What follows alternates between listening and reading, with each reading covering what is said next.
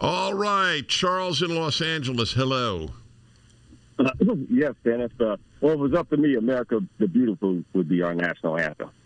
It's a great choice, but we have one. But I think God Bless America is great. America the Beautiful, I'm fine with either.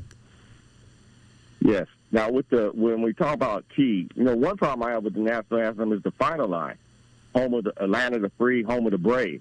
Well, there was slavery going on back then, and the Braves, if you think about the Indian Braves, they were being wiped out. So I had a problem with that last line. Then you look at Francis Scott Key. He was a slave owner. He actually tried to hang abolitionists, people that were passing out literature about abolition. He tried to get them found guilty in court and wanted to hang them. So he had right. Okay. Also, okay. So all right. So Charles, here's the issue. If we are not to use the works of flawed men or women, but it's mostly men, we will have nothing, literally nothing. I know from music of the flawed composers in their personal lives, or I always use the example of Wagner, who was a horrific racist who Hitler loved, but I listened to his music because the music is beautiful. So, who will you ever use? What I mean, this is. Well, everybody's flawed, to some extent. Yes, so exactly. Right. So we got to look at the question is it racist, right? Yes. And so we know not the man himself. Okay, I know. But we know the man himself was racist, right? Can we agree on right. that? Yeah.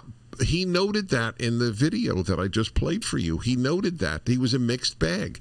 He also protected a black guy from being lynched. Yeah, he did at one point, but at the other point, he was thoroughly against abolition. Yes, that's right. Okay, none of this changes the question of whether the lyrics are racist. Whether Francis Scott Key is racist is of no interest to me.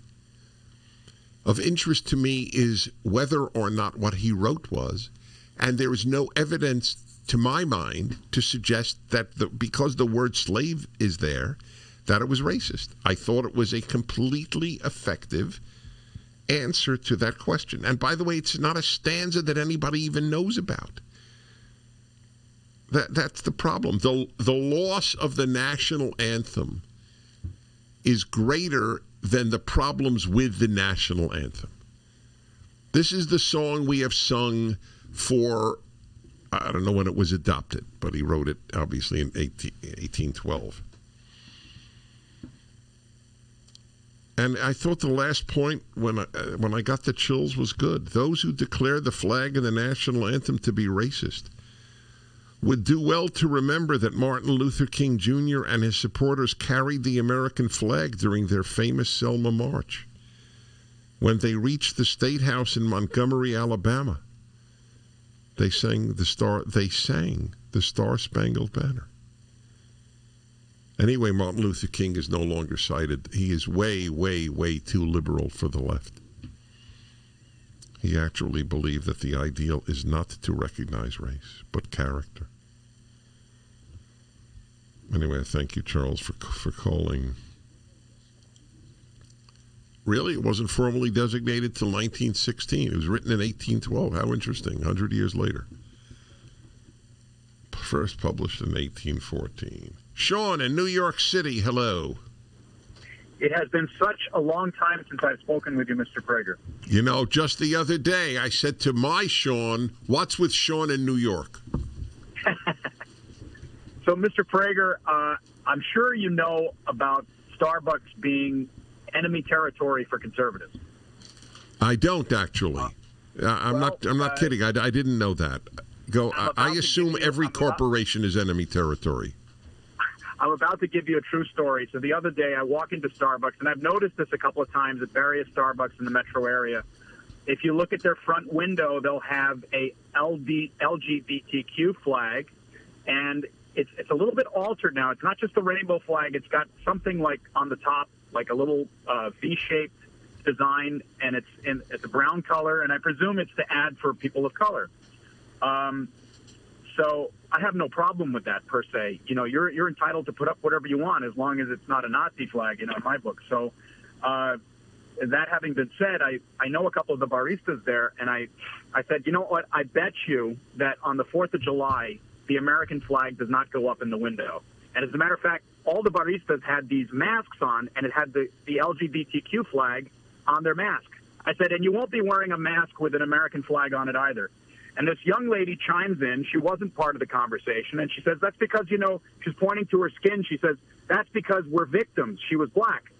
And I said, I don't see a victim here. You're in Starbucks. How can you afford to buy a Starbucks coffee if you're a victim? So it was back and forth. And out come the expletives. And I was being very civil. Really? She started cursing you? She started cursing me. And she said, oh, you know, I can't believe that a grown man like you is thinking this way and talking this way. And I said, you know, my dear, Marxism has been tried several times, and it has failed everywhere. I said, oh, it's not going to be like that this time. And this and that. It's so interesting. Hey, Sean, you got to get this stuff on video. Oh, it's just, actually, I almost risked my life, so let me cut to the punchline here. So I said, let me get this straight. In your infinite experience as a 19-year-old, you're going to tell me as a 50-year-old, my wife having been from the former Soviet Union, you're going to tell me about socialism? Good. All right, I got to let you go.